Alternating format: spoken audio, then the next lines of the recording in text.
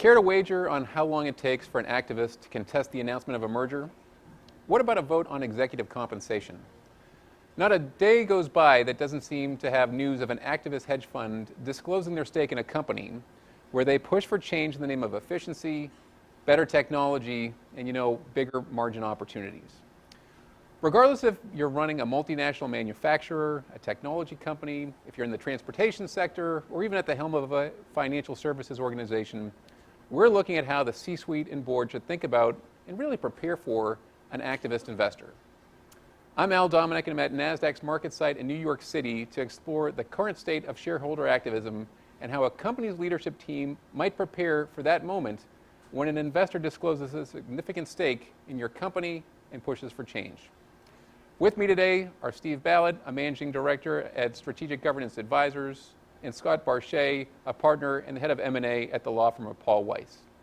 Each brings considerable experience advising public companies on transactions, proxy contests, shareholder proposals, and other corporate governance matters. So let's dive right in. Steve, shareholder activism has been around for a long time. Why and how have the strategies and tactics changed? Well, shareholder activists, it's a playbook. And as a playbook, it can change over time depending upon the market conditions. When activism first started, it was generally merger focused, trying to get companies to buy other companies or to pay more. Now activists has been constructive activism, which is working with companies on trying to get them to be more efficient and create more yield for shareholders, as well as activism which is surrounding more corporate governance issues. We're seeing a lot more pension funds and other organizations putting forth shareholder proposals and being activists in that manner. Okay. Scott, what type of companies are you finding are targeting companies right now? Well, activists are basically looking for two things. They're looking for companies that are vulnerable, and they're looking for companies where there's opportunity for value creation. And so if you have a company, vulnerabilities are things like poor performance relative to peers, poor performance relative to the market, a CEO change, a perception that the shareholders are unhappy with the management team. An opportunity from an activist standpoint is generally something that can create tremendous amount of value in the stock if they think they can get the company sold and get a control premium, if they think there's some breakup value separating businesses. Those are the kinds of things that activists are looking for in the companies that they target. So why do you think institutional investors are becoming more supportive of these activist funds?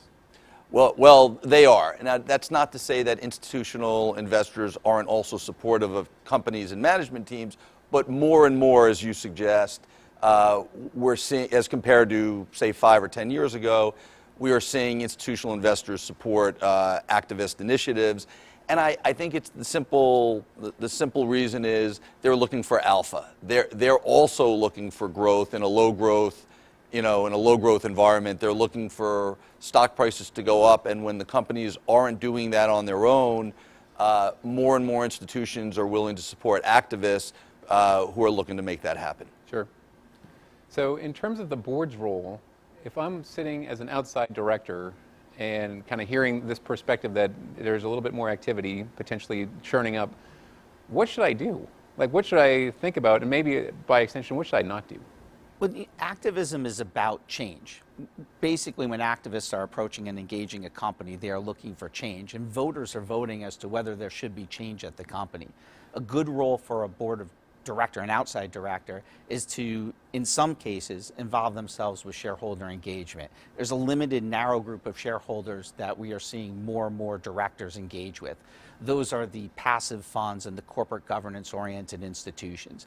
If they can be involved in that engagement and give those institutions some confidence that there are robust and thoughtful discussions in the boardrooms about the matters that shareholders care about, that helps immunize the company against activists. The other thing I would add, if you're an executive, if you're a director, the number one most important thing for you to do is to prepare. The worst thing that can happen is an activist goes after a company that is unprepared, because then the activist knows exactly what the playbook is, and the company is not ready to fight back. It's not ready to make its arguments, And the most important part of preparation is to think about, if an activist was going to come after my company, how would they come after us, and what would our response be? And that can sometimes take real work, right? It can take numbers crunching. It can take really looking at the entire business and say, what can we do better? What would an activist think that we could do better? Those kinds of questions directors and management teams should be asking themselves before the activist comes, not afterwards. So it's kind of like a war game scenario that you've got to bring the generals in and figure out how you're going to make things happen. And I can't tell you how often that's happening today. Most companies are preparing. They're doing war game scenarios and things like that, all the time. How often are you finding companies will kind of go together down that path to say, let's make sure we're prepared? So it's kind of like somebody once told me, you go to the doctor when you're sick, but really you should be going when you're healthy, so you can get a baseline for where you really want to be as opposed to where you are. I think there's been a tremendous change over the past 5 years in terms of companies formulating what we call break the glass plans. Knowing if an activist engages with a director or approaches the company or is in the shareholder register, what do we do? What groups of individuals on the board and management team should be getting together to discuss the appropriate response? And then how do we react to our other stakeholders should an activist go public? Do we have a plan for engaging with our employees, with our customers, with our public communities? Those plans are it's far more prevalent today than it was 5 years ago. Well, can we talk a little bit about just the communication plans that you think people should be really focused on right now? I mean, you've got PR firms that can help. You've got different outside advisors that can certainly position you well. But again, if you're in this position of trying to prepare for the worst, what are some of the key criteria, so to speak, that you'd put in that communications bucket?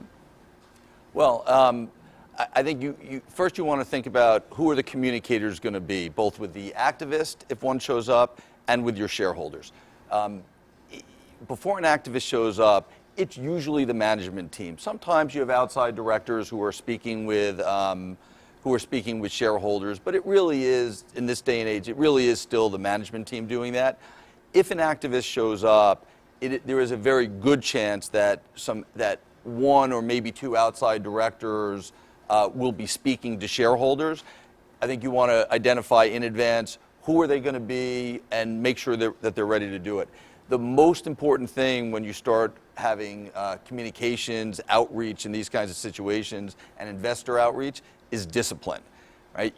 Everybody needs to be prepared. Everybody needs to stay on script, and you don't want freelancing. You don't want 10 different voices going out to the marketplace delivering the message. Sure. So to talk to stakeholders, what would be your biggest takeaway? Well, consistency of message, right along what Scott was saying, in terms of if you have a message and you are prepared, make sure that when you're speaking to investors, it's the same message that you're giving to employees, because if employees hear, everything has the potential to leak. So you want to make sure that your message is consistent across all your platforms. Yeah. Well, Steve and Scott, I appreciate your time and insight. I'm Al Dominic, and thanks for looking ahead with the three of us today.